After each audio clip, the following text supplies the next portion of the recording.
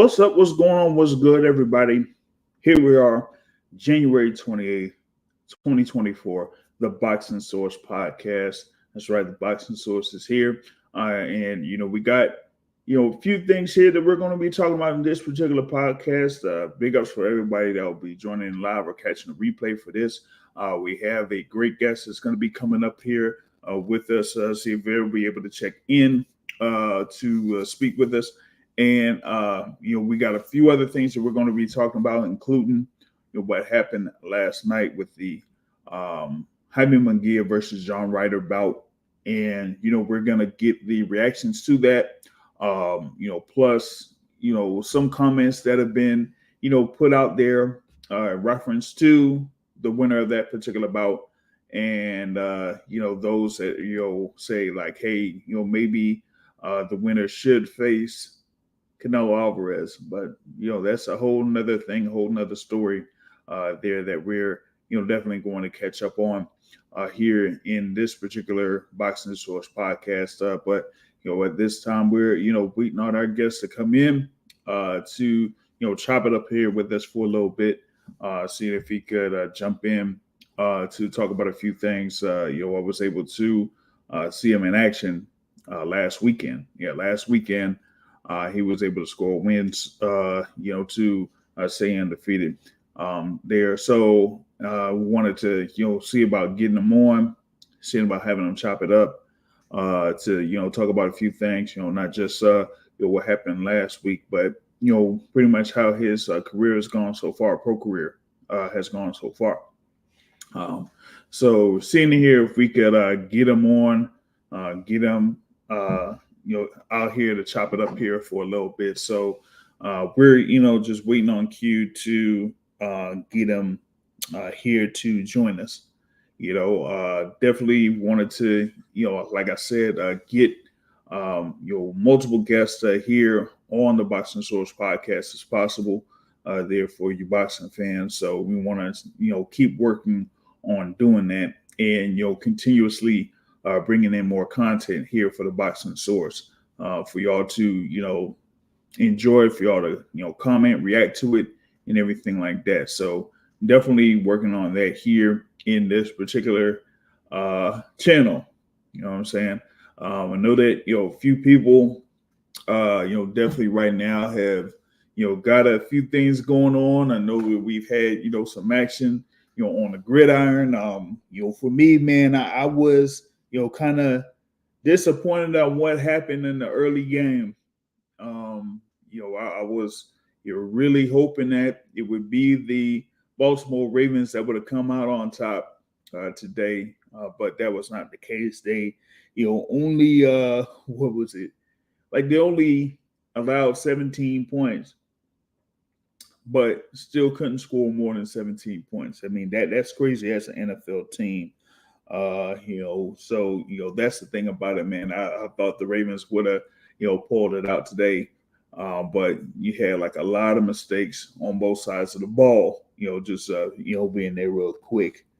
So the thing about it is that now you got this second game, going down, and to be honest with you, with the Ravens not in it, I'm not really caring on too much about who's in the Super Bowl, this time around, man. I'm not really caring about it.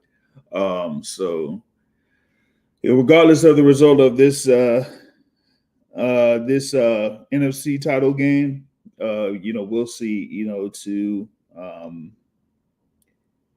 We'll see what happens with that. But as for me, I'm not necessarily a fan of either one of those teams in the NFC title game. So I mean, it is what it is. But with that being said, we got what's been going on here in the boxing scene. Of course, you had Jaime Munguia versus John Ryder. That was there in the super middleweight division. Undefeated Jaime Munguia, going up against John Ryder. Two guys, I guess, that were ranked around the top 10 in the super middleweight division.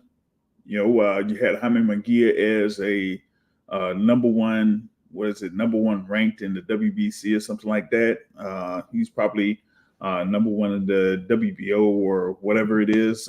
But ever since winning the title at 154 pounds, we haven't really seen him, compete for a world title. He didn't compete for a world title when he was at 160, and up to this point, he hasn't competed for a world title at 168. He's number one in the WBO, but number two in the WBC currently. So, but he was going up against John Ryder, of course, a veteran.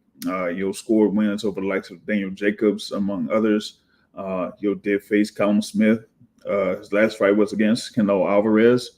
Was knocked down in that fight against Canelo Alvarez, but it still went the full 12 rounds there. You know what I'm saying? So,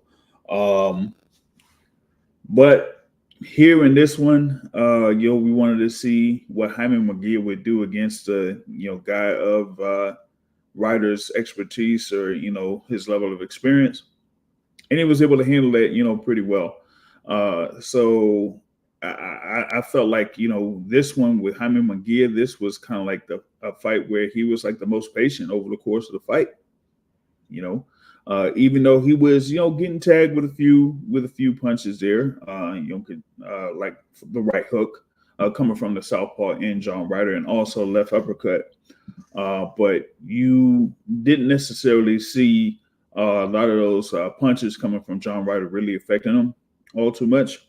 So, with that being said, my thing was, Jaime Munguia, his kind of like his message was to try to send a statement out there to the super middleweight division that says like, okay, maybe at this point he could be ready to take on the top guys within the top 3 or 4 in the super middleweight division.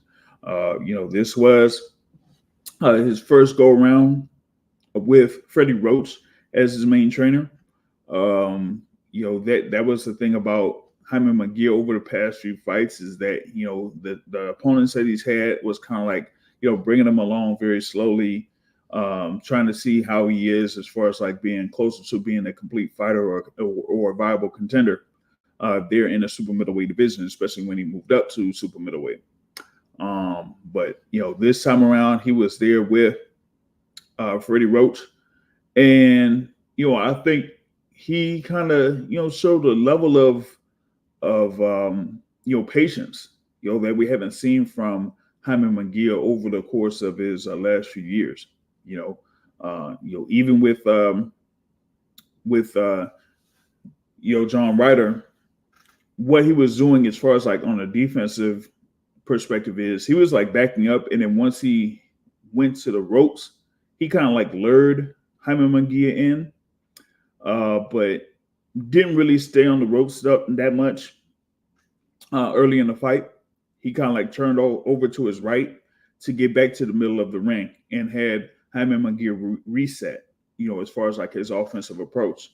But, like I was saying before, even with that, it wasn't like something where you had Jaime Munguia be, kind of like frustrated as to what John Ryder was doing, at that particular point. So the thing about it is, we definitely had to see how Jaime Munguia would adjust to that level of expertise there from John Ryder.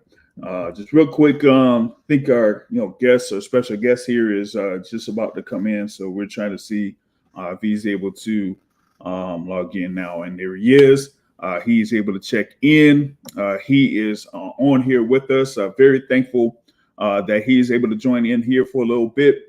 Like I said, I was able to see him in action last week over in Sacramento. He fought and defeated David Mincher, second round knockout. He's now undefeated, 5-0 with 3 of those wins by way of knockout. Coming out of Concord, California, there is brother Kevin Mincher there in the building, man. What's going on, Kel? Hold up. Let me see something real quick. There you go. Oh, you hear me now? Yeah. What's going on? That's way better. Sorry, I'm. Let me just park real quick. My bad. I'm over here making moves all day, man. Sorry. Yeah, I feel you, man. I feel you. Yeah, You just right. been in action and everything like that. Like I said, I was able to, catch you there in Sacramento last weekend, man. I actually was out there in the West Coast. I'm based in the East Coast, but last week I was out there around your home area. I was working in Concord, so I hit Oh, up nice. one of my guys, G Funky. And he said, you know what, they had the fight card there in Sacramento. So I said, man, nah, man, I have to hit it up, man. So I went up there to Sacramento, check out the fights there. Was like an Embassy Suites, and that thing was packed. Yeah, I mean, it was you popping. could hardly find a seat up in there. But I was, able to enjoy the fights, including yours there. You know what I'm saying? You were there against David Minner and was able to score that stoppage victory, man. How was that, getting back into the ring there, after, sometime being out of the ring? Yeah, it was amazing, man. I think it was like 14 or 15 months since my last fight, so I was really anxious to just get in there and finally like do it on what I'm meant to do. And finally, like seeing him get in the ring, I'm like, oh my god, is this really happening? Like, am I really gonna fight this time? It was just unreal because I lost the opportunity to do so many times in the past like 14 months. I think unofficially like 4 times. I had 4 shows fall out 4 times. So most of them I got down to weight. I got down to the weigh-in, so I was on weight, and then they Mm. just told me like you're not fighting. I'm like, damn.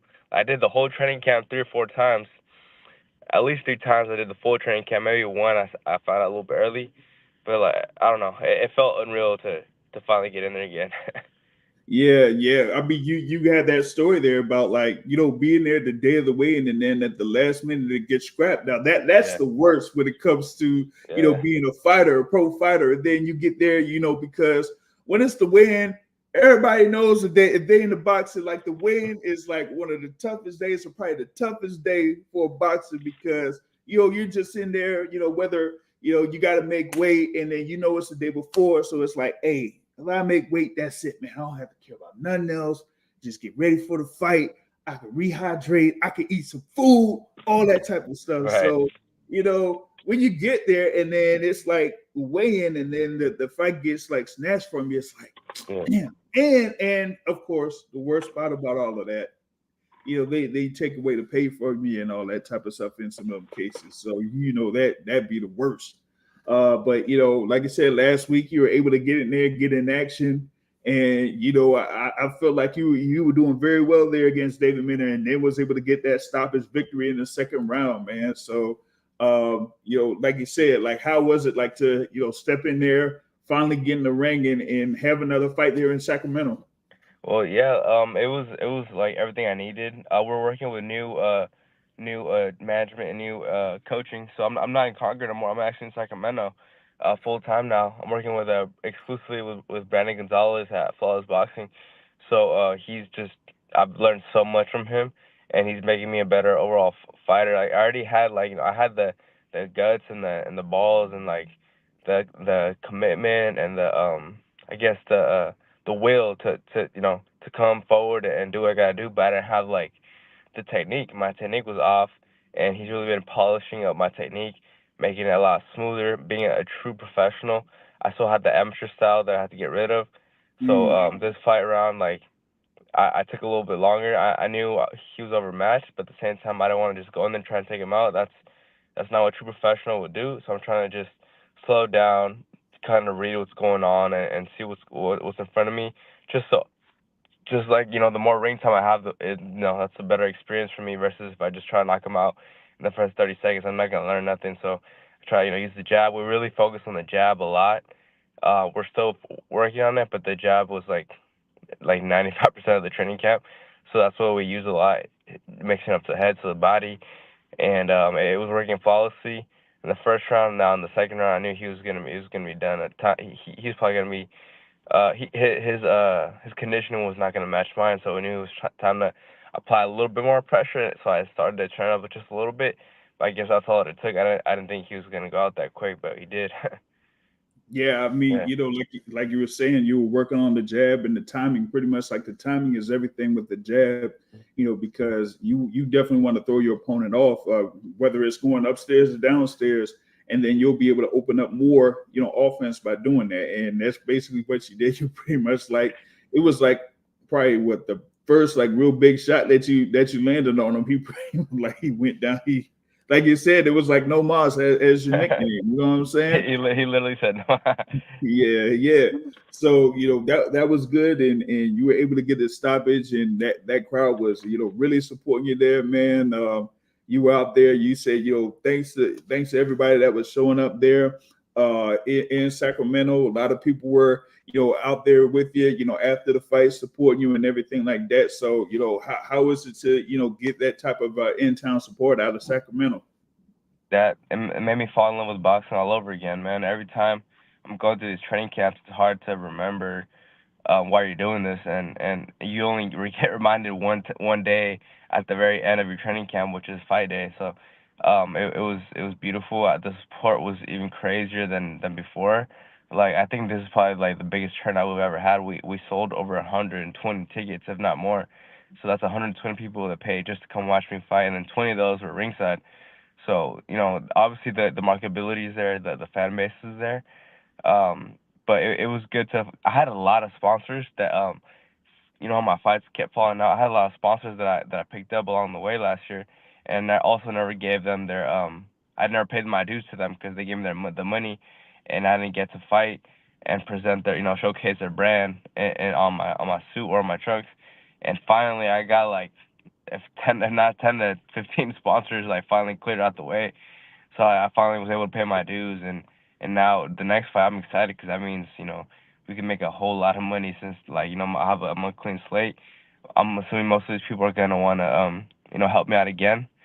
So I'm really excited about the next one. Next one we're cashing out. Yeah. Yeah, for real, man. And I what was? yeah. Oh, go ahead. I was gonna say I was telling I don't know if you know Luki. He's really big in the boxing scene. I was telling Luki I'm gonna be one of the highest paid 4 rounder athletes at the local level.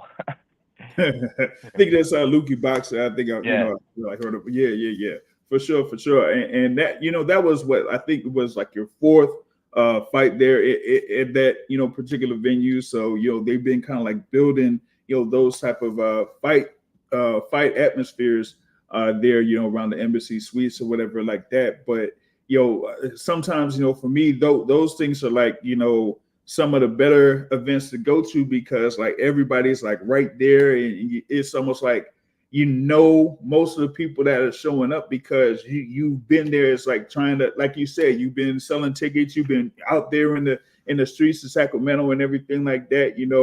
As they say, shaking them hands, kissing them babies, but yeah, also getting exactly, ready to have them buy them tickets. You know what I'm saying? exactly. Gotta be down Yeah. to earth, man. Yeah, have to be. And like I was saying before, this one was like your first fight in a while, like 14, 15 months. So, getting back in there, you've had like 5 professional fights.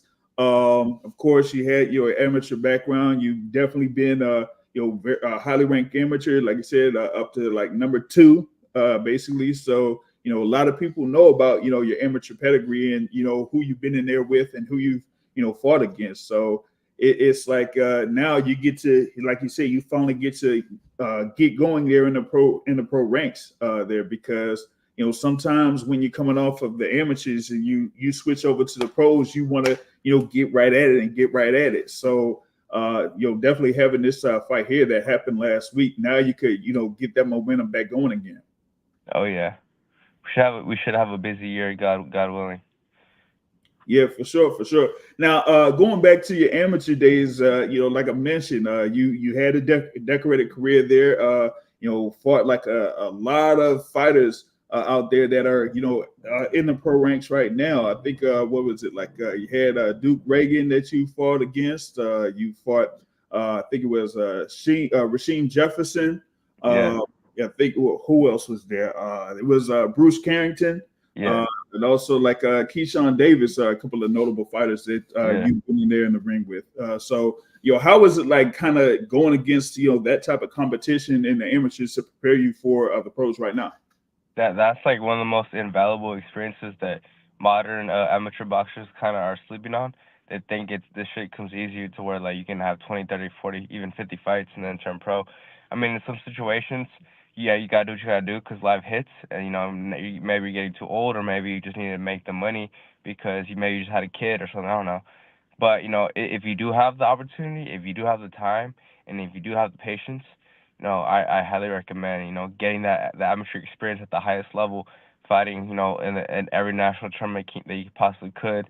Hopefully, getting on Team USA ideally, and getting that overseas experience, because that was like a game changer for me. Because I was nervous as shit when I had my first amateur overseas fight. I was like, oh hell no, we're gonna fight without headgear, and I'm gonna get knocked out. I'm gonna get a cut. I'm gonna get like I was just nervous as hell. I was a nervous wreck, but I ended up winning my amateur international debut.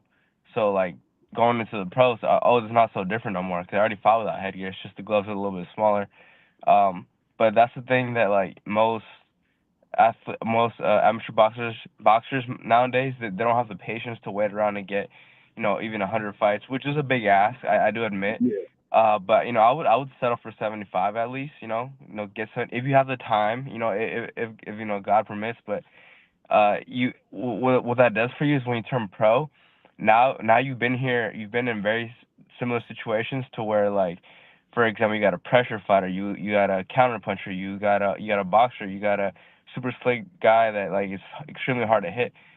You don't know how to fight against those styles unless you've been in some form of a fight that's similar in the amateurs. So like, I might have a style that's my weakness, but at least I fought it a bunch of times. I know how to get to him. I know eventually I'll be able to break him down with what I got to bring to the table. But yeah, that was probably the smartest decision I ever made, was getting a whole bunch of amateur fights, Hmm. especially fighting those top people in the those guys that you mentioned. They're really making moves in the pros right now. They're high up on the rankings. They are the next generation, same as me.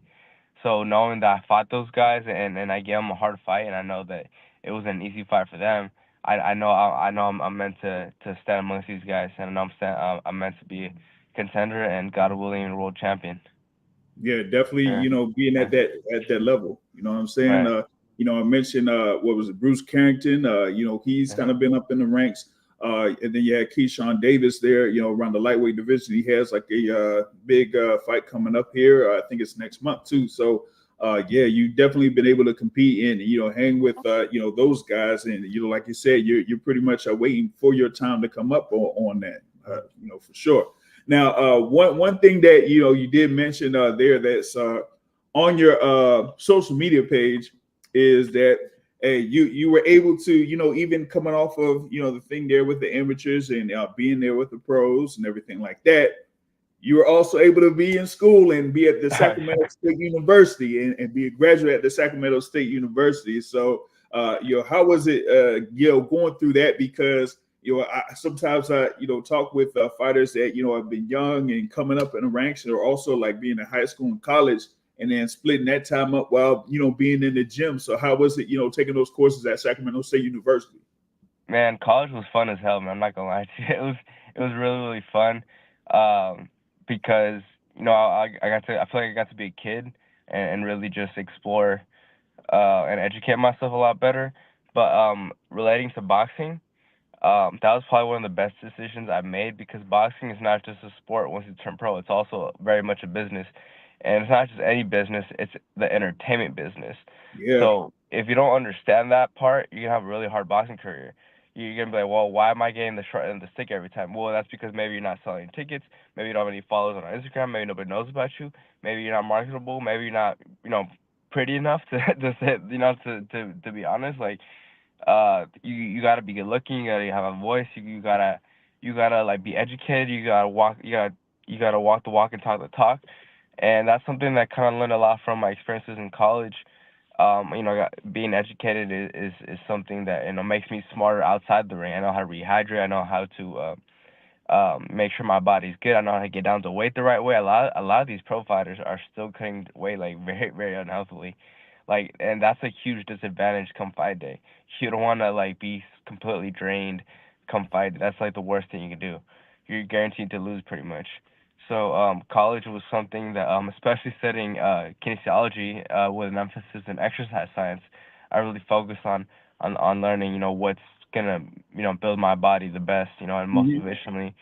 So boxing, college, although that's an even bigger ask than like asking for 100 fights, if you can do it, which I barely scraped by the way, I barely scraped by, like barely, but I did it. It took me, I think it took an extra year. Usually it's 4 years. I took 5 years, but I Mhm. did. That was like the best investment I could have made into not only my boxing career, but my career in general as who I want to become. But yeah, Yeah, for sure, for sure. yeah, Like you said, taking either like full time courses or part time courses. That's like 12, either like 6 to 12 hours a semester, and then like I said, you got to be there as like a boxer, whether it's like amateur or pros. I mean, that's like being an athlete. That's yeah. really a lot on your plate there every single day. You know what I mean? I couldn't do it as a pro. As an amateur, it's possible, but as a pro, fuck no. I don't think it's possible. For sure, for sure. And like you said, as far as like building yourself up, there you're there in the college atmosphere. You're there to be seen, and like you said in pro boxing, it's all about marketability. It's all about selling yourself. And if you can't put yourself out there, hey, how are you going to be able to build a following? Oh, so you just reminded me that actually came back to really help me very recently actually because Sac State actually just dropped it's like gonna be a combat university now. The president of Sacramento State is actually into boxing very heavily. He has a whole lot of respect for me, same way I have a whole lot of respect for him. And Mhm. he's gonna really help me get my name out there. What better way than to use Sacramento State? Oh yeah, Obviously I want to give back and help them, but getting on that huge of a platform locally, that's gonna be huge for my brand. Like if I have the Sac State president's stamp of approval, I'm gonna be good in Sacramento. But oh I yeah, wouldn't have that without my degree. It yeah. just happened to like line up like literally the stars aligned. That's literally what happened. Yeah, that Yeah. that's great. Planning, and that, like you said, it's all about execution. And you were able to do that there at Sacramento State. Big ups to Allen to sustainability, giving respect to you there, brother Kevin. He said your mind is just as important as the body. Definitely Thank you, there, man. man. For sure, for sure. Now, back to the thing there in the pros. Now I know that like you said, you were able to get back in the ring. It was like an extended layoff. Just trying to see here, like where you like planning to be at as far as like weight division or anything like that. Have you like kind of set like a plan as far as like where you're gonna be at here for the near future? Yeah, probably definitely not higher than 35. My last fight I fought 147, but that was just out of the sake of making sure that I fought because we actually Yeah. had an opponent fall out like 2 weeks before my fight was about to happen. I was like, oh god, this looks all familiar again. Hmm. So we found this guy that would take it, pretty short, but I was gonna go up to his weight. So I said, fuck it, let's do it. It's better than not fighting, Yeah. and it ended up being worthwhile risk. But definitely 135, maybe 130 if I can be disciplined enough to make it. But 130 is just I hate that weight class, man. But probably 135. I know I can make that and manage that realistically.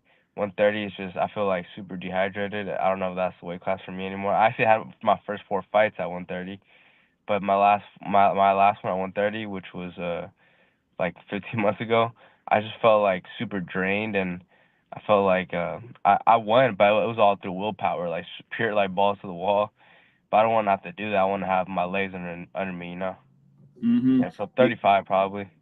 Yeah, most Yeah. definitely. You want to, basically, like you said, be at your optimal, weight so that you'll be able to perform at your best there. So, if you're able to plan to, be there in 135 and, have that future there at 135, that's just definitely go for it. Now, as you say, you're there in the amateurs and, now here a few fights in the pros. I usually like ask this there from our guests or our fighters, like who did you basically look up to in the boxing game, coming up? Um, who do like a professional fighter? Yeah. Sorry, I had some random lady come into my car. Who do I look up to? Um, that's a good question, man. I mean, I don't really in terms of like business, which I didn't understand when I was younger, but I did see he was doing something right. It was probably like Floyd, just because I knew like there's no way this guy's not making money. There's no way. So I just like the way that like I'm talking about like past Floyd, not Floyd today. Floyd today is like over the top with it. Like bro, like you made millions, just stay out the way. Like Yeah, we get it. You're the goat. You're one of the best ever. We get it. But like he's over the top with it now. But back then he just had like that face, like that presence. Um, business wise, Floyd. But other than that, uh, I don't know. I feel like I didn't really have like a structure for that. I feel like I just kind of I don't know. I don't really have a good answer for that. I got you, Yeah. got you. I mean, like you said, you mentioned Floyd as far as like what he was able to do in his professional career.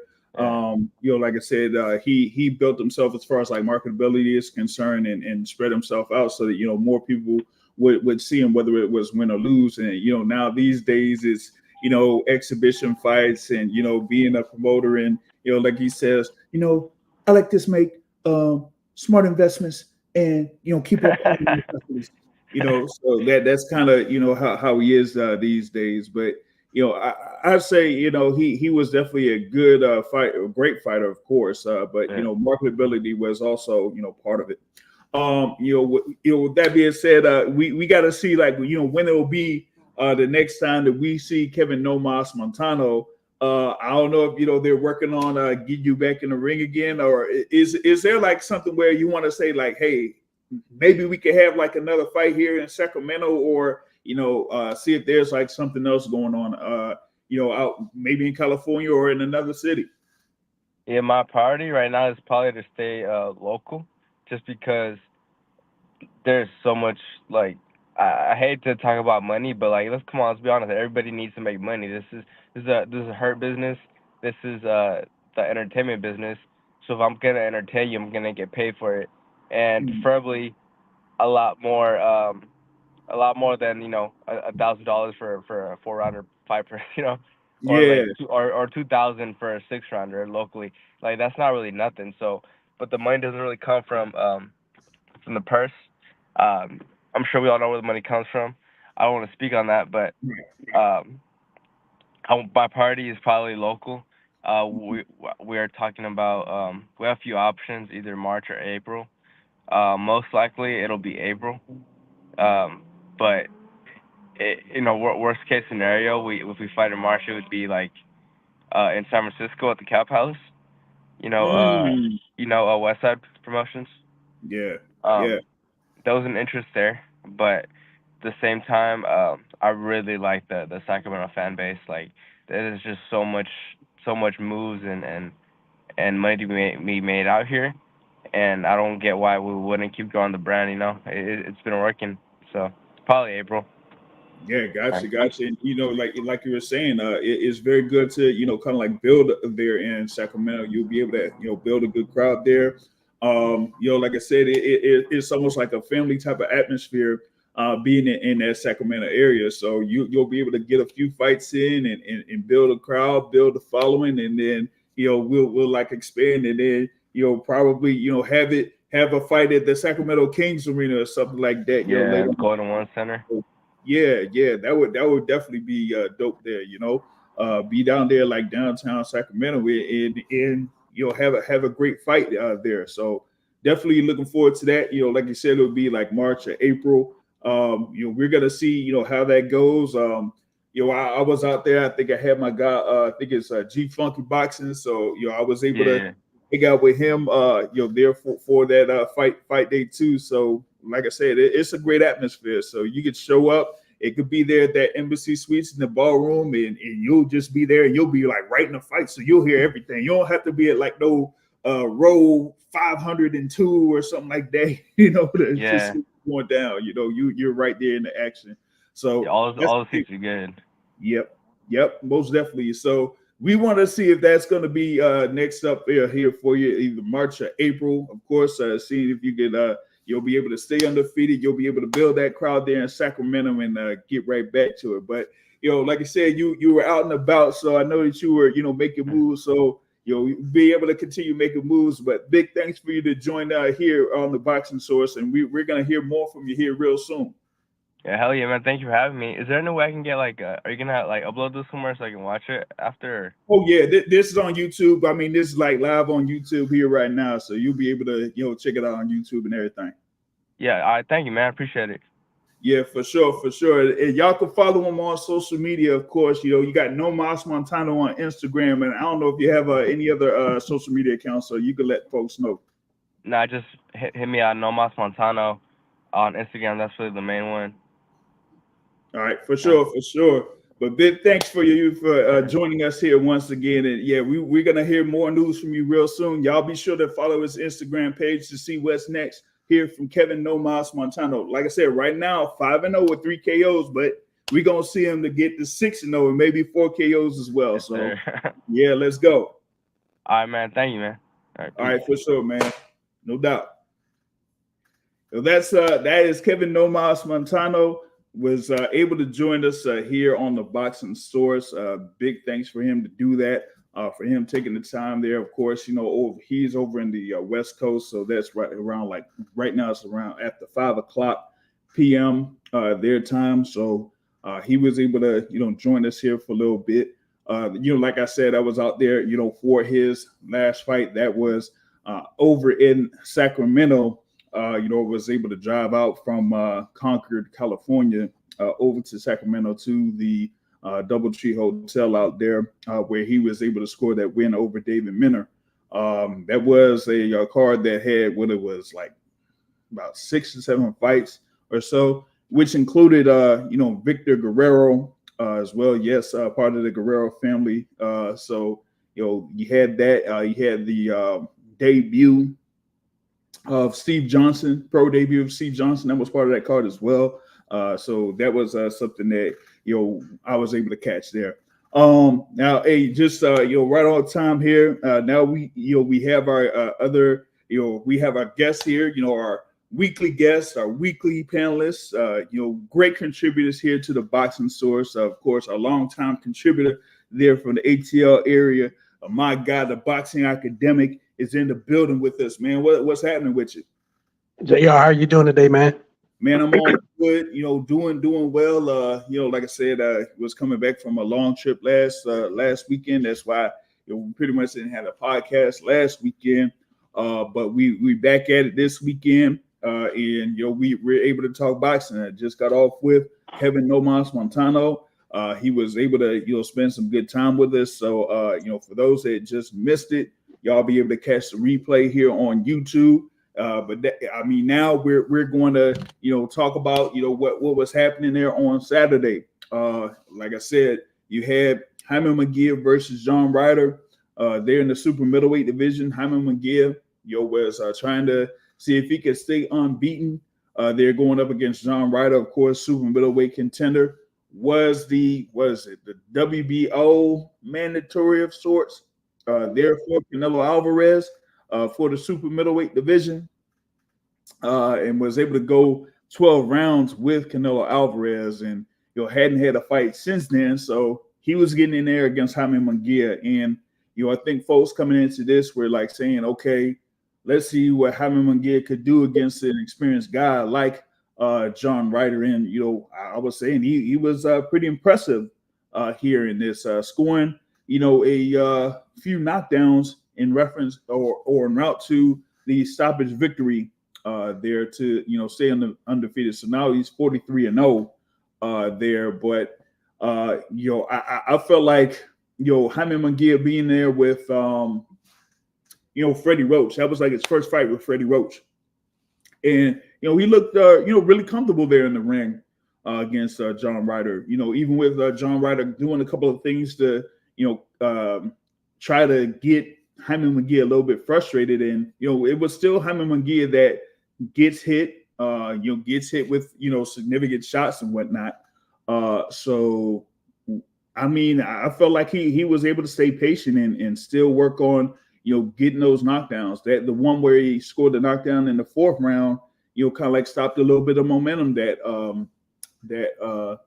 John Ryder was getting too. So it was good overall performance there from Jaime Munguia. And now we got to see what's next. But we got to see the boxing academic I know she had your thoughts on what happened here for this particular fight. So what did you think about that? Is something about Jaime to where similar fighters kind of get in the ring with him, and or he performs a lot better than people expect him to perform. Because if you would have based Canelo is fading, we got to give that. And the way that Canelo fights is that his style of counterpunching made a good breeding ground for Ryder, because Ryder could throw shots and not worry about too many coming back with his sort of high guard. But it seemed like when these fighters get in the ring with Jaime, the people who at least don't throw their hands, they don't look well against him.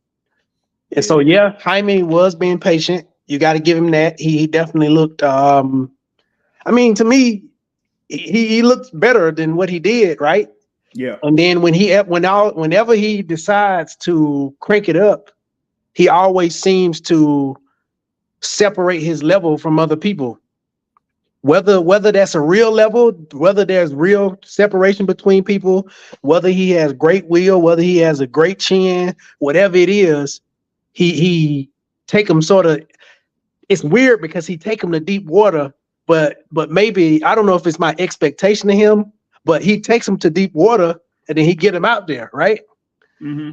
And I mean that's exactly what he did there. But as we saw in the first couple rounds in that fight, where we kind of said in the chat, if this dude don't throw no punches, this fight gonna be over sooner than later, because you cannot go in a Jaime Munguia fight and not hit him with punches, because if you look at all the people who have discouraged him, they have discouraged him by throwing shots, making him back up, doing something that he's not used to doing.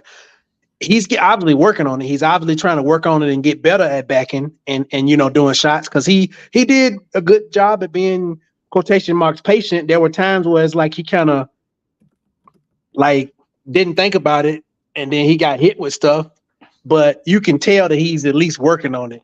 Stuff don't come easy, but he is improving. Obviously, he got some things to work on, but he gets to put a feather in his cap over Canelo, where he says, "You, this fight was arguable with you. I knocked this dude out."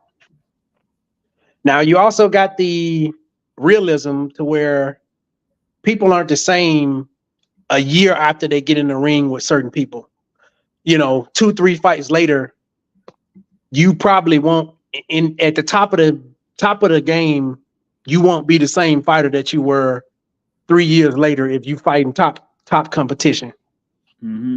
I don't think that was the issue here, because Jaime maybe had the dude shell shocked to where he wasn't really throwing shots. Yeah, I get it. He was trying to counter and stuff, but I mean, Jaime kind of, I ain't gonna necessarily say he started fast, but he started faster than John Ryder. Yeah. And then he hit him with. Go ahead. No, he did. He was starting faster than John Ryder. There, and like he said, it was almost like Ryder was kind of like surprised at what Munguia was doing, there during the fight, especially early in the fight. Yeah, it was like he was surprised in a sense. Like he didn't prepare. I don't know how long he prepared or how long he had to understand about the fight, but it's like he didn't prepare to fight this dude. Like he didn't understand that Jaime can come at you, you know what I'm saying, and do pressure or whatever. I don't know how much effect that Freddie Roach had on the fight, but what I will say, Jaime Munguia seemed very appreciative of Freddie Roach. Now, Freddie Roach with fighters do offer them certain things to where offensively they improve, right? Mm-hmm. Like he ain't gonna give you no plan B, C, D game plan, but at least the stuff that he able to teach you offensively will raise your game. Now, the last trainer, what's the last trainer? Eric Morales. Eric Morales. You can't take away the stuff that he did, because obviously he'd been working with him. Jaime obviously wanted to change, but Is it the momentum that Eric Morales kind of gave Jaime Munguia and sort of Freddie Roach get to coast off of that? Is that what's happening? Yeah, I mean, I don't know. I thought that the thing with Jaime Munguia with Eric Morales was that in the last few fights, it was almost like they're saying like they felt like Jaime Munguia was not quite ready to go to the next step or the next level up there, whether it was at the middleweight division or the super middleweight division. So you just had him fight guys like Jimmy Kelly or I don't know who that was, Gonzalo Corla, or like a middleweight where he fought Demetrius Ballard or Gabe Rosado. You know what I'm saying? So it wasn't like the next step up in the middleweight division or whatever happened at the super middleweight division. Like you weren't like, remember, he was like lined up to face Jamal Charlo for the WBC middleweight title, and that whole thing just got all nixed out. So you had him, out of the picture for that, or like a potential fight against Chris Eubank Jr. or somebody like that. Like some even thought that he would have faced somebody like Shane Mosley Jr., who's there at on Golden Boy Promotions, but that fight didn't happen either. So he ended up going up to 168. Then he had that fight against Sergey Derevyanchenko, where pretty much like looked like that knockdown in the 12th round was the difference in that fight. So there he was able to step up against a world title contender in Derevyanchenko, and then now here he is against another world title contender in John Ryder, and he's able to get those 2 wins. Now it's like, what's next? There were reports like real early weeks ago that Jaime Munguia was a potential opponent for Canelo Alvarez, that he would be there for the opponent for Canelo in May. As of right now, I don't see it happening. I see it's going to be Canelo versus Jamal Charlo there in May. That would be May 4th. So with that being out of the picture, what could be out there, there for Jaime Munguia? I did post on the Twitter page for the Boxing Source that you had David Benavidez post on his Instagram stories that, hey, he could have had something with Jaime Munguia. He's basically saying that Jaime Munguia is easy work. That that's why they didn't want to fight with David Benavidez. So I could see that as a potential matchup. Possibly Jaime Munguia versus David Morrell could be out there. Or if they just say, what, maybe not those guys yet, then maybe Christian and Billy, like put that as, the number 1 ranked guy at the WBC against number 2 ranked guy in the WBC. I think that would be a really good action fight, because you have Christian and Billy that's been, trying to beat up opponents, but doesn't necessarily have a defensive game. And they say that Jaime Munguia isn't quite known for his defense either. So if you want a real good action fight, that would probably be a good action fight right there. Christian and Billy and Jaime Munguia. Yeah, I would definitely I would favor Munguia, but it would definitely be exciting because at least Billy would do what John Ryder didn't do. Billy gonna throw his hands, but Billy gonna get caught with something throwing his hands. Like, I think Munguia will raise his level and go fisticuffs with him, but he can also, he's more responsible than Billy in my sense. My question about Jaime Munguia is, Jaime ain't no world beater. We all know that, but has he done enough to not warrant a Canelo fight? Like, based upon he ain't fighting, I feel like he's done enough to warrant a fight with Canelo. Like, obviously, Charlo is in the running and it's probably the top guy for that. But as we said in the chat, the fight with what's the guy we just talked? I was doing Yeah, the fight with Munguia would be more exciting with Canelo. The fans would win more with Canelo, and it's sort of Munguia was being very respectful because he probably understands that if he get out of line with Canelo, Canelo gonna be like, "Who are you? I'm not gonna fight you."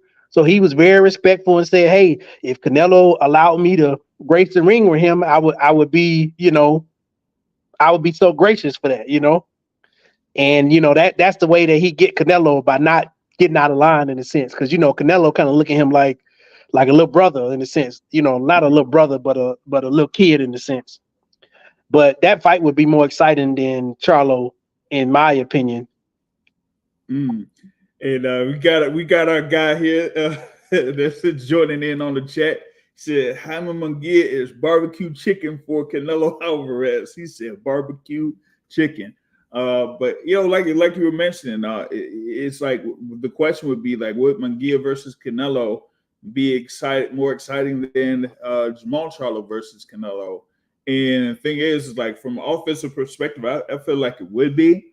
The thing about it is that would Munguia be a tougher fight for Canelo than Jamal Charlo? Now we were able to see Jamal Charlo get back in the ring last year, last couple of months ago, when he faced Jose Benavidez Jr. And we seen some elements of what we used to see there with Jamal Charlo, but we don't know if he's like completely, back as far as like, being sharp, being, alert as far as like, being, offensively and defensively, good. But I mean, we could, hear from, Coach Ronnie Shields. He's been out there in Houston. Of course, Ronnie has been his longtime coach. But it's like a fight of that caliber against Canelo Alvarez is going to be a whole different story. And with fight fans, they have their bad taste in their mouth of seeing Jamal Charlo going up against Canelo Alvarez. Well, they felt like Jamal Charlo didn't really do that much to be engaging against Canelo Alvarez, and they said like the size difference was very evident in that particular fight. But I mean, my thing is though, like you have the Charlo brothers. They have like what is it like? They're pretty big dudes as far as like where they're at in the divisions that they're in. So I just feel like at least with the thing with Jamal Charlo, we would have had a little bit more of an effort there against Canelo Alvarez, and Jamal Charlo was there in attendance for that fight. So he was able to see what Canelo can do up close, but as far as like what he will be able to actually do in the ring, that that's a whole nother story. Let's see here, man. Brother Terrell says, is the narrative built by young Charlo's performance against Canelo the same that it would be big against Big Charlo, man? Yeah, I feel you. I feel you on that. You know what I'm saying? And the thing is, it's like that is what has a lot of people being turned off initially for that potential fight to happen on May 4th. They're in the reason, kind of like the reason why I've like kind of hinted at that, from previous weeks or whatever it is one of the big annual events that happens usually around either Cinco de Mayo weekend or the Mexican Independence thing. The Box Fan Expo, they are going to have that on Saturday, May 4th in the Las Vegas Convention Center. So with that being said, y'all know that there's going to be a fight, happening on May 4th. I'm like, they just don't do that, just, out of the whim in most cases. So that's why I say like, hey, Canelo's going to be there in the ring May 4th, and it's likely going to be against Jamal Charlo. So, there's that. Go ahead. His brother didn't do him any favors in terms of people, like you said, expecting or anticipating this fight. Mm-hmm. He is a different person than his brother. Mm-hmm. And, it's unfortunate that, as twins, you see one and the average fan see the other one, just the average fan will see one and see the other one. Mm-hmm. I also agree with you in that whether or not So fan-friendly fight, the Munguia will be a more fan-friendly fight. Whether or not Canelo will have a tougher fight, it depends. It depends on, like you said, what level Jamal Charlo is at, excuse me. And if he is 80, 90%, then yeah, that's going to be a tougher fight. I think he will use the back foot approach and try to walk Canelo into stuff, which means that it would be less action than the Munguia fight would be. So again, it would be less exciting, but depending on what level he's at, that fight is probably tougher for Canelo, depending on his level.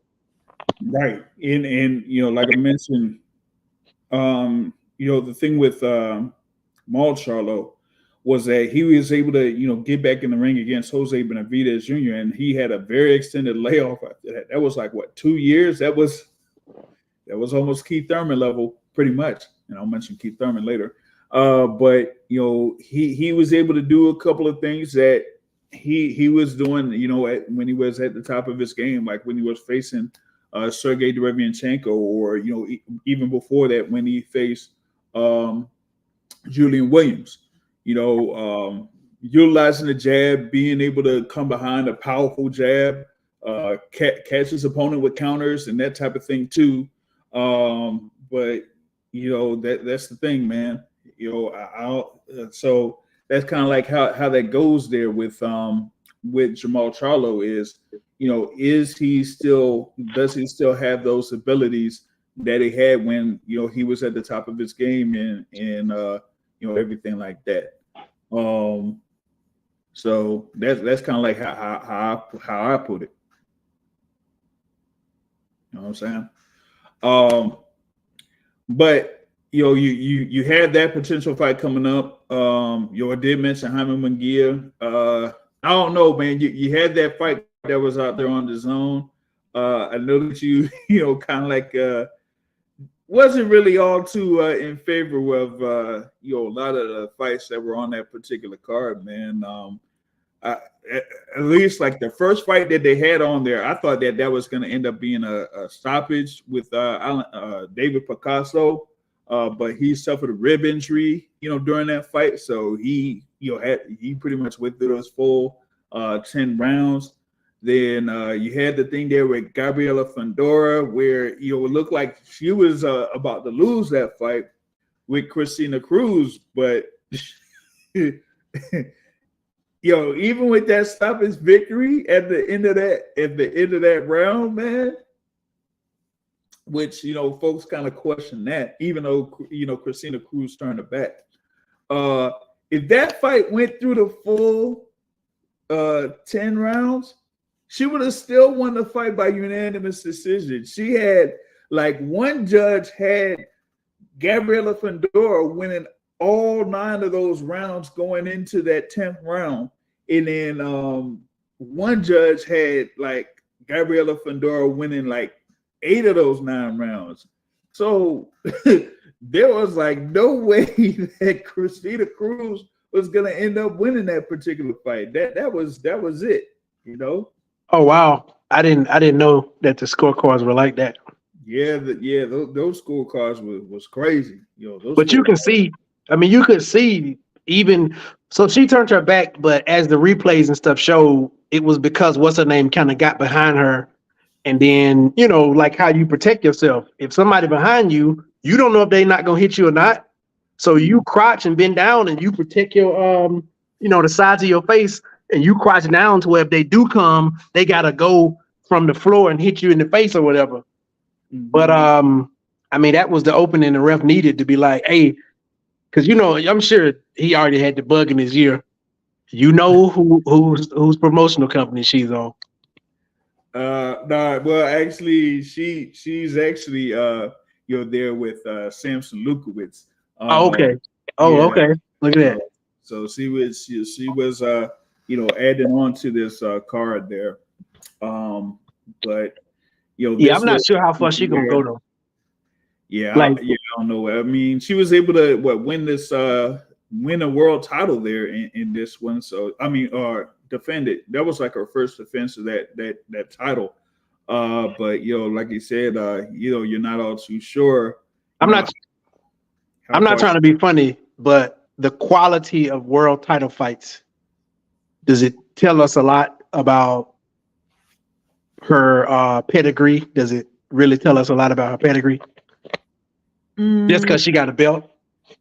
I don't know. I mean, she, that was like her 13th professional fight, and in some of these cases, you don't necessarily know like how many fighters are there as far as like the depth in that particular division. So, and if I like mention another fighter in her division, in Marlon Esparza, like she, like a lot of people would say, nah, she couldn't beat Esparza. She wouldn't be able to beat Esparza.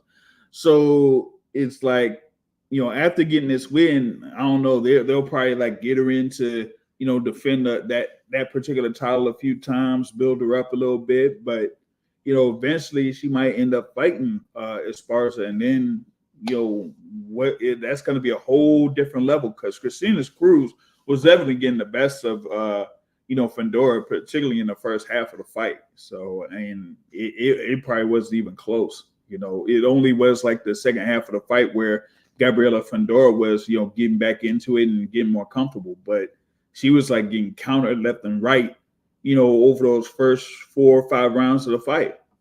So yeah, there's still, a few more things that she has to work on in order to, be more of a complete fighter there in that case. You know what I'm saying?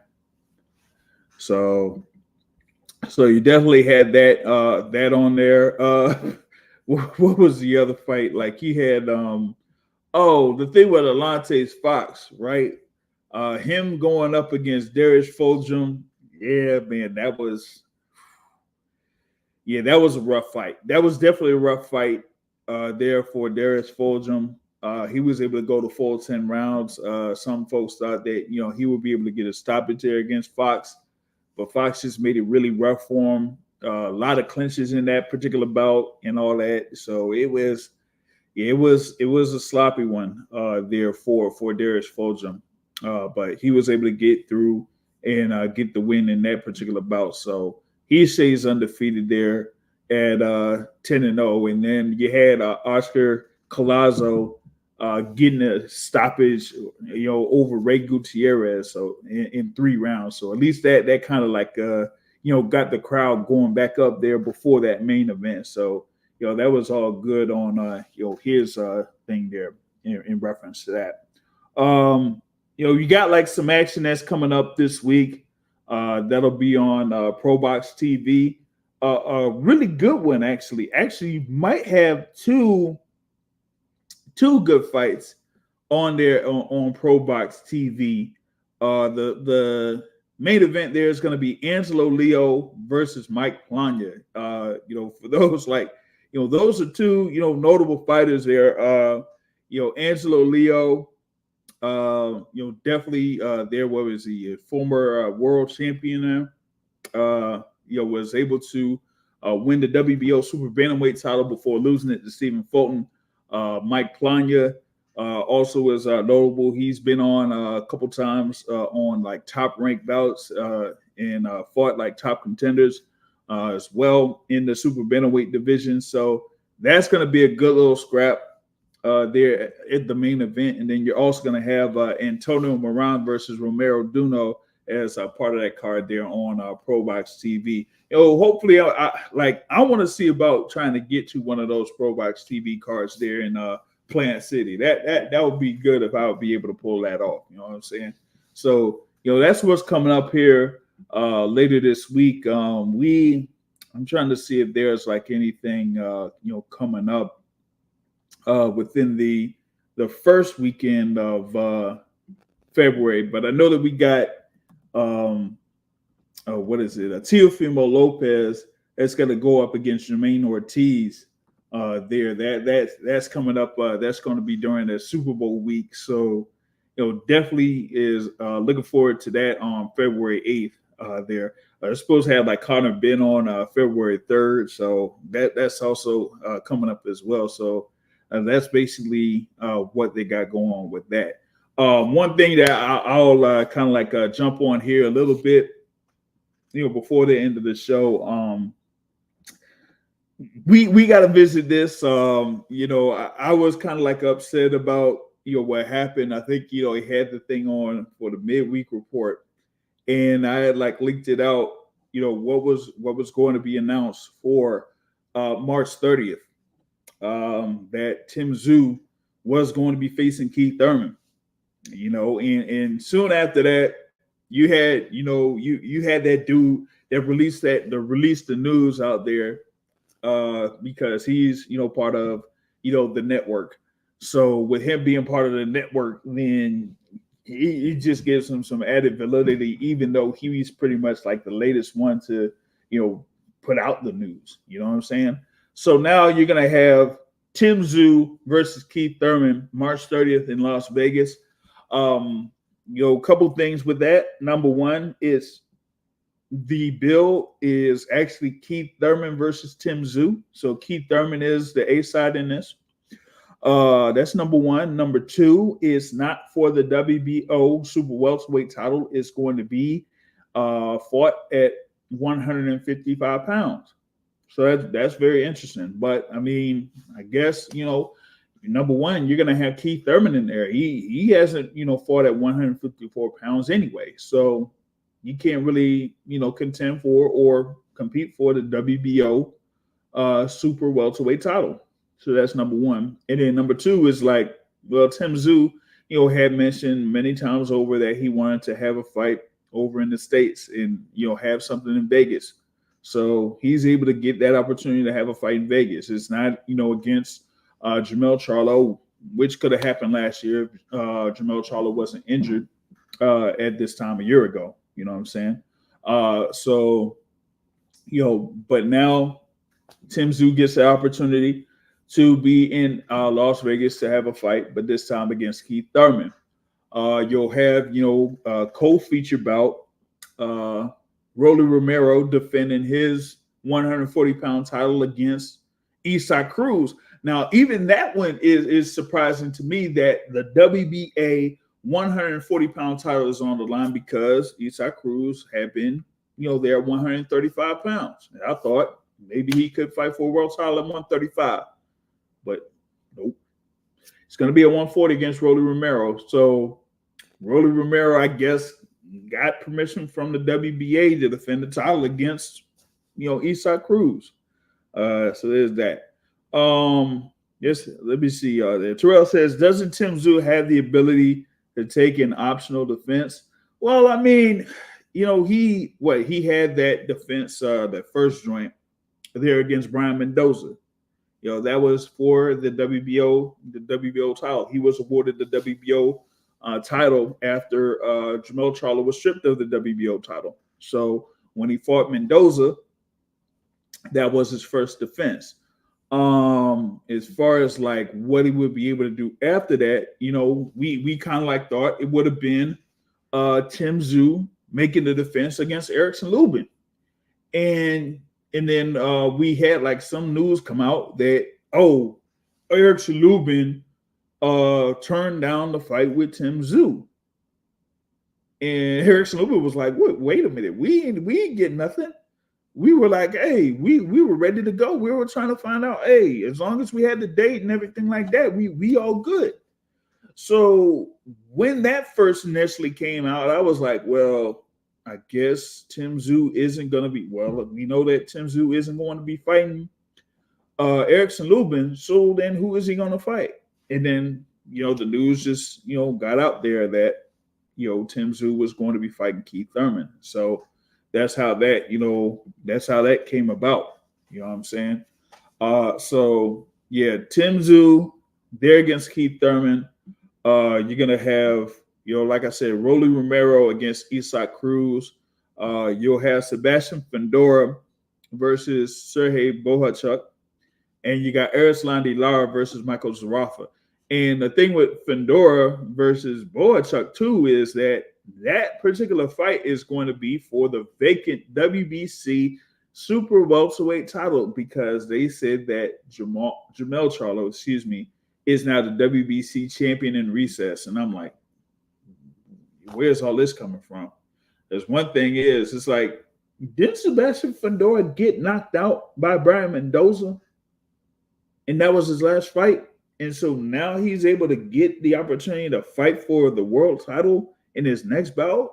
Yeah, that's kind of wild there. So that is, what's shaping up to be the 4 fights on that particular pay-per-view. That's going to be the first Amazon Prime pay-per-view event. They're probably going to have, some things that are going to be on regular Amazon Prime. I'm looking for Cormel Moulton to be added to the card. They said, damn, this thing's going to be in T-Mobile Arena, it says. Oh, man. Yeah. We'll see how that goes, man. Big up Lance Meyer for this question. Why do you think Sebastian Fundora likes fighting inside so much? Man, I don't know, but they're training.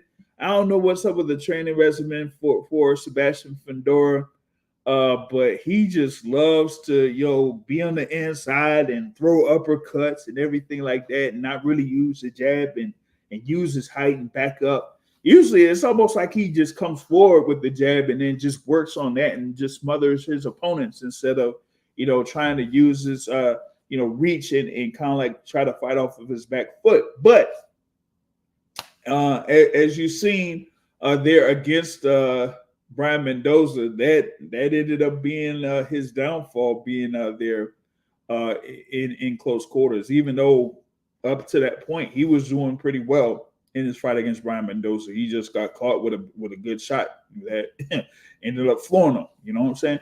So we'll see how that works there against Sergey Bohachuk. Bohachuk is able to get this opportunity to fight for a world title there. He's coming in there 23 wins, 1 loss, and no draws. And all of those fights, right?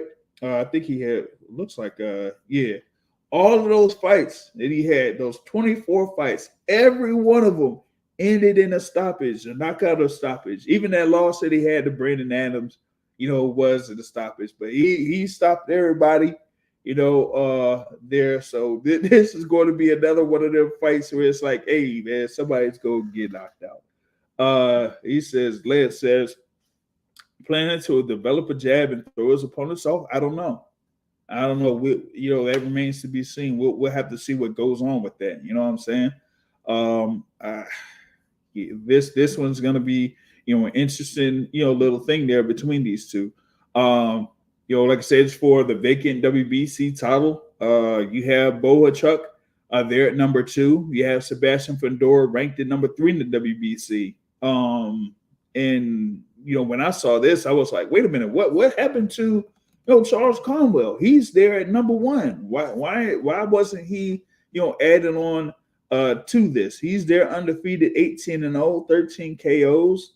But he hadn't been in the ring since 2022. So, but hey, sometimes when you have a name, that could give you a couple of advantages here and there. You know what I'm saying? So I guess that's the case in this sense with having Sebastian Fundora being there against Bohachuk, and first be able to have that fight, and then to have it to be for the WBC Super Welterweight title. So I mean, now that's how this thing shapes out, man. A boxing academic, I just gave you the card there, 4 fights. What you thinking about?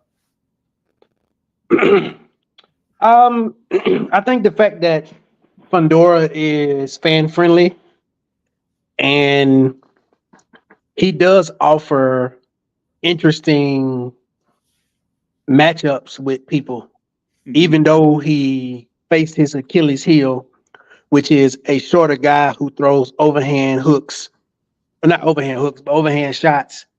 And, he throw them overhand shots in your chest, and you just happen to be 6'7", throwing inside shots, and you're fighting a guy who throw overhand shots in your chest.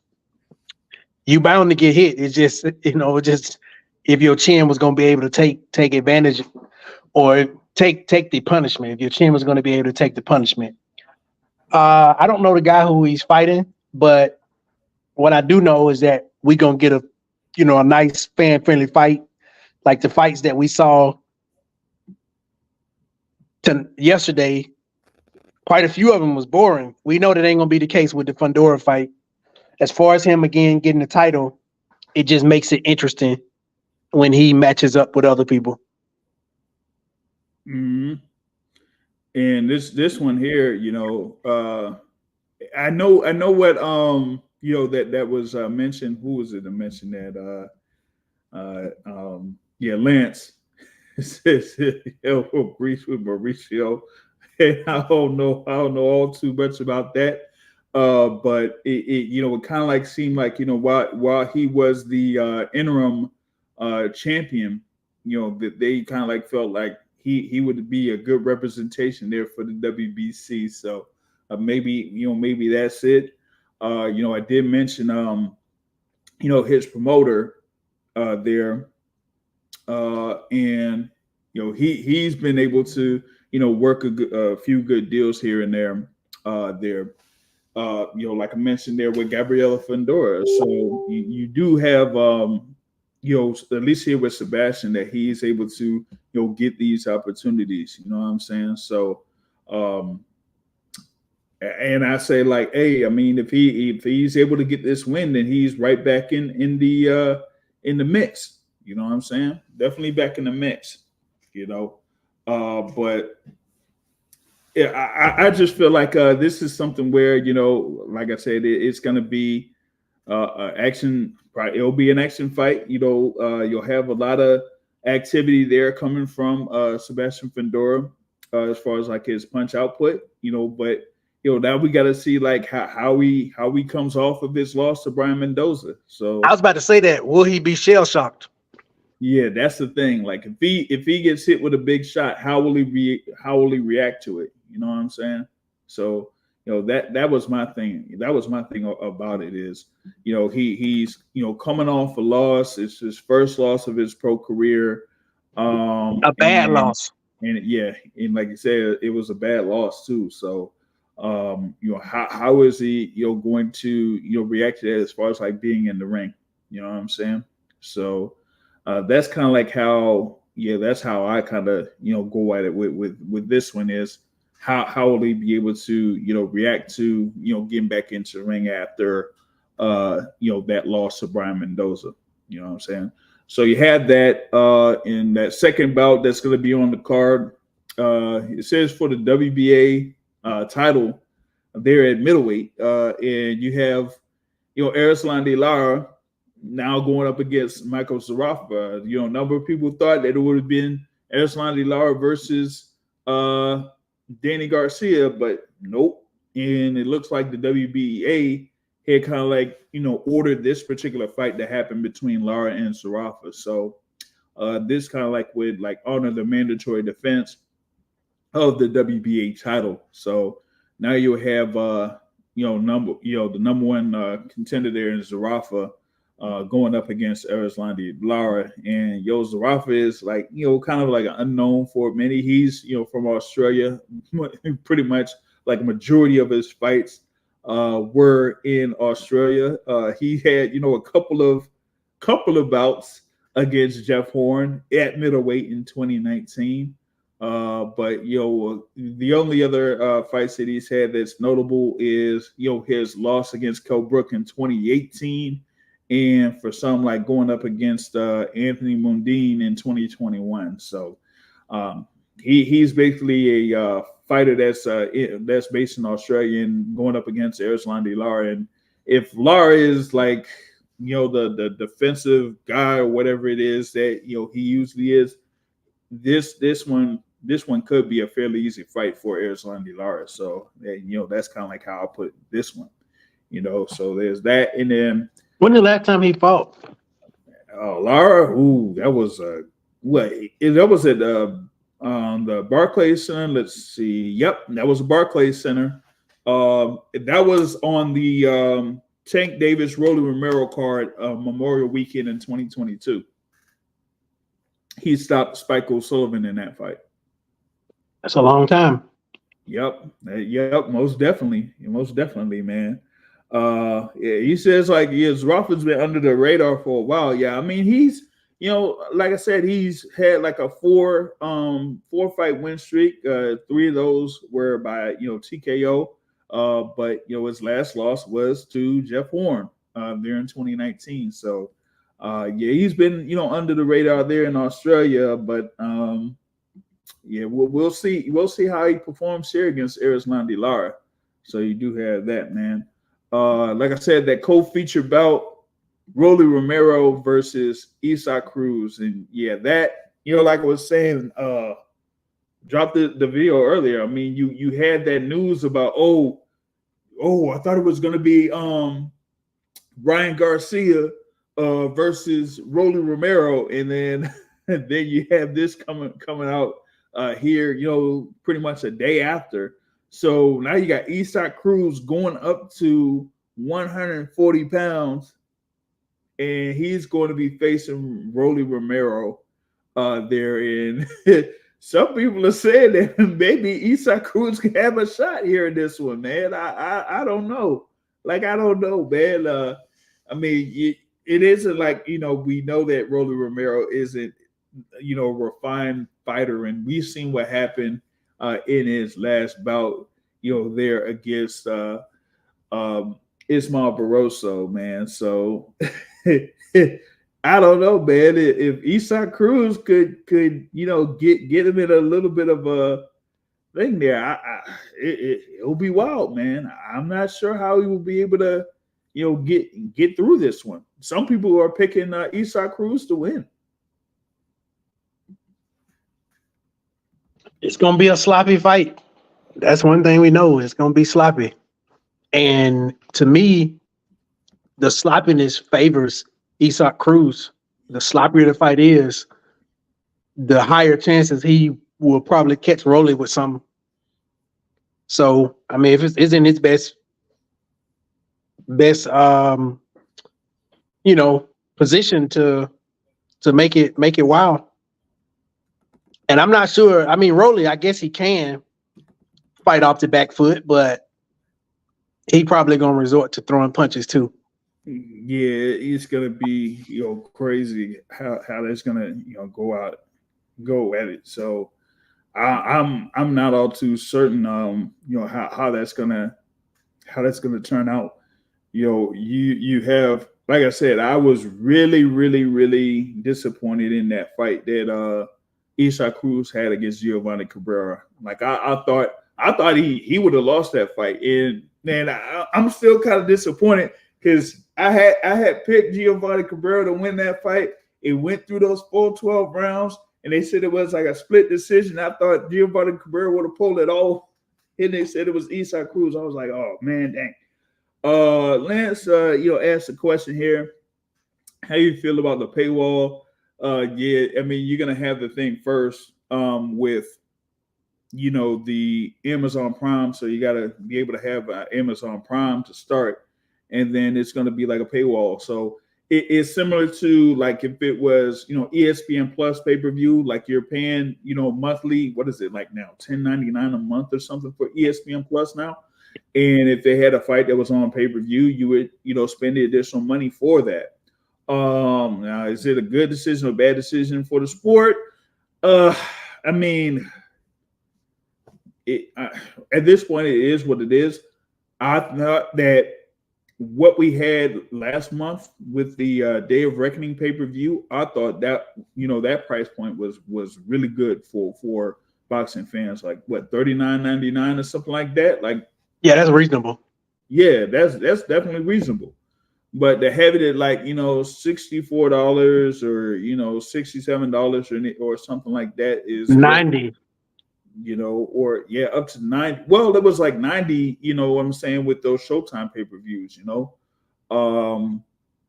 yeah, that's kind of up there. You're if you wanted to get like three pay-per-views in the year, that was like $300.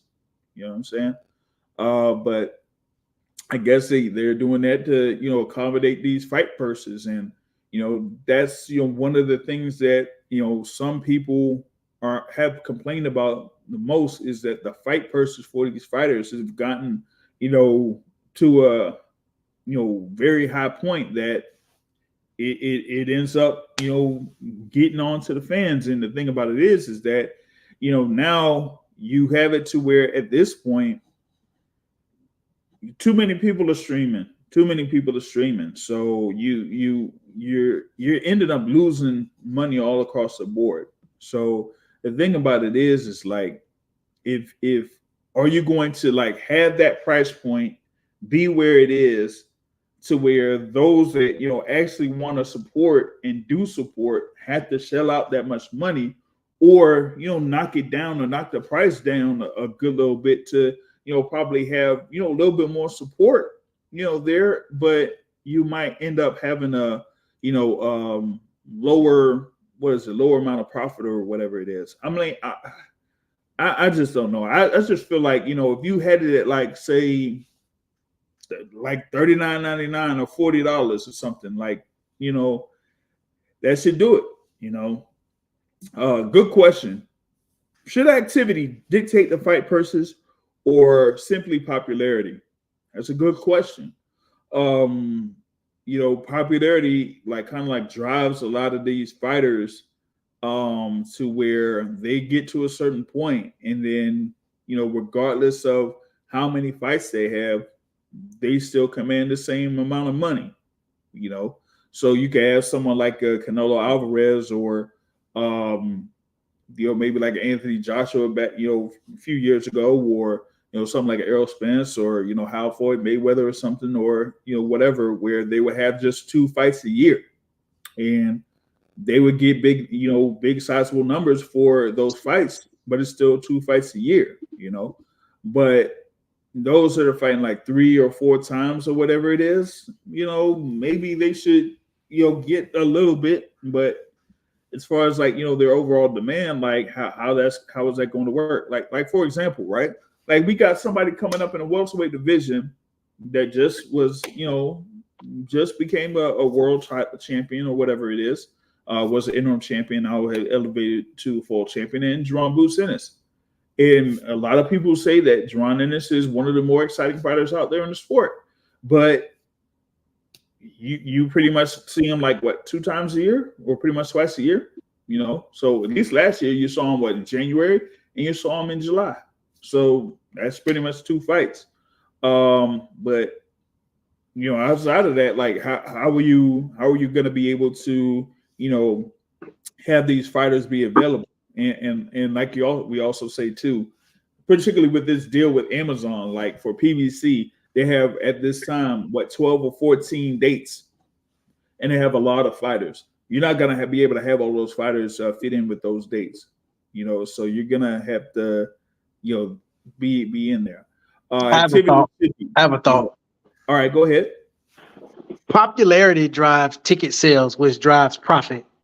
So the number of fights, like you said, somebody can fight 5 times, but if they ain't driving profit, then it don't really matter. Whereas Canelo can fight 2 times, but his 40 million, probably not all the time, but some of the time, it drives profit to people. Mm-hmm. So yeah, I mean, it's definitely based on popularity, because popularity converts in a roundabout way to profit. Yeah. But obviously you want people to fight more. Yeah, you do. It's just how are they going to be able to fit in a fight card? Is there enough resources or finances available for them to fight? And if they're being offered a certain amount of money, are they going to accept it? Because we see networks dropping off like flies, every other year or so. Mm-hmm. Yep. And it's like, the more that we see that, then the less that you're going to be able to see these fighters be available to fight. So the real question to me should be, how do we get a renormalization to where people don't have to make so much to where you could see them more? Because that's the issue. Yeah. Like you said, paying these salaries and stuff, you kind of got to have a pay-per-view model to be able Yep. to pay these people. Yep. And that's why you probably don't see Deontay Wilder much, because you got to pay him. Yeah. Yep. But I mean, it's a lot of these other fighters that are out there, that are demanding so much. Like you say Deontay Wilder. I mean, shoot, last year we were supposed to have Deontay Wilder versus Andy Ruiz Jr., but Andy Ruiz Jr. was asking for too much money, man. So he ended up being on the shelf, and he's gonna stay on the shelf here for a good little bit. So you do have that. You probably have like other fighters that are out there, maybe in the welterweight division. We've seen extended layoffs for the likes of a Danny Garcia that's hasn't fought since he fought Jose Benavidez Jr. at the Barclays Center a couple years back. We just getting Keith Thurman back after a couple of years after him fighting Mario Barrios. So it's difficult for a lot of these fighters to get in there and get these fights in, because they're asking for a certain amount of money that isn't necessarily there. And so they're like saying, hey, okay, if I'm not getting this money, then I'm not going to accept this. But on the flip side, if you're not going to accept the lower price point, you're not fighting. So you're inactive. What are you doing in the meantime? You see?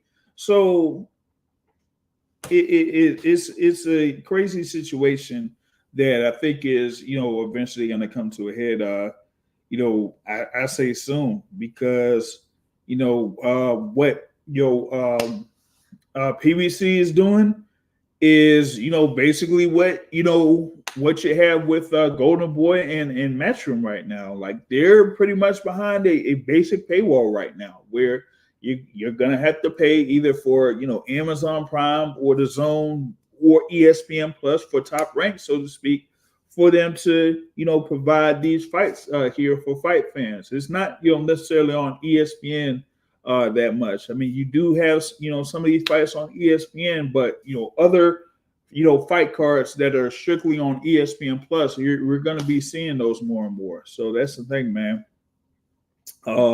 Lance says, like, I'm all for fighters getting compensation, but the whole process is systematically broken. The rich get richer while the starving artists continue to starve. Yeah. I don't know if it, like, people are talking about like a boxing union or all that type of a stuff, and trying to unify and have like a boxing league or something like that. Like, I don't even, like, we haven't had that up to this point, and I don't see that anytime soon either. So with that being said, I'm kind of like I can't really say much else outside of that, So I mean, for right now, this is what we're getting. We're getting, these, fight cards here with Tim Tszyu and Keith versus Keith Thurman, and it's going to be, I guess $64.99, for it to be on Amazon Prime pay-per-view, but I don't know how long it's going to, how long they're going to be able to sustain that. Because even with the pay-per-view model, at least with the previous year, they had a number of good events for pay-per-views last year. You've seen, Tank Davis versus Ryan Garcia. You've seen, Errol Spence versus Terrence Crawford. You've seen David Benavidez on there. You've seen Canelo on there. Like, those events, did, very well. You had, Devin Haney versus Vasyl Lomachenko that was on pay-per-view, ESPN Plus pay-per-view. But, like, how many times are they going to be able to do that where fans are going to be able to continuously support? I'm not sure. I'm not sure how long that's going to, go through. You know what I'm saying? So, that's what I got on that particular topic or whatever it is. So, but that's mostly it here from my end. If we get more on what's going down with that Thurman versus Tszyu pay-per-view thing, we'll have more on that. I think a press conference is going to be scheduled there. I think it's going to be, it looks like Wednesday.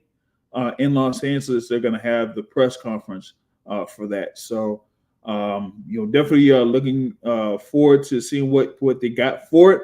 And we'll get more information on this as the days go by. But that's it on my end for this particular thing, man. Shoot, is it affordable for the average Australian citizen? He says maybe it's like the UK where they pay like what $12.99 the UK or whatever it is or something like that. I don't know. I got to check what them numbers were for like like for example when Tim Tszyu had his 3 fights there last year, or when they had George Kambosos fighting Devin Haney there those couple of times. And I think George Kambosos versus Vasyl Lomachenko is going to be in Australia as well. So you'll probably have them have those pay-per-views for that particular fight in Australia. So maybe they have a whole different price point. Well, I'm pretty sure they have a different price point than the U.S. does. But I'm not sure as far as like their overall numbers for those fights that they've had on their on demand or pay-per-view type shows there in Australia. So there's that. Big ups to you, Lance, for joining us here on the chat. Big ups to Brother Terrell joining us on the chat. We also had Alan Toussaint on the chat. Big ups to the Boxing Academic here for chopping it up here on the Boxing Source podcast. And of course, big ups to Kevin Nomas Montano for joining us here at the start of this podcast. For those that missed it, y'all be able to catch it here on demand on YouTube. You'll be able to hear from Kevin Montano here as he said he's going to be continuing his pro career, trying to move to 6-0 in his pro career. So with that being said, that's the end of the January 28th, 2024 edition of the Boxing Source podcast. And like I say at the end of every show, folks, the point of boxing is to hit and not to hit, not to send and trade. On that note, folks, I'm out.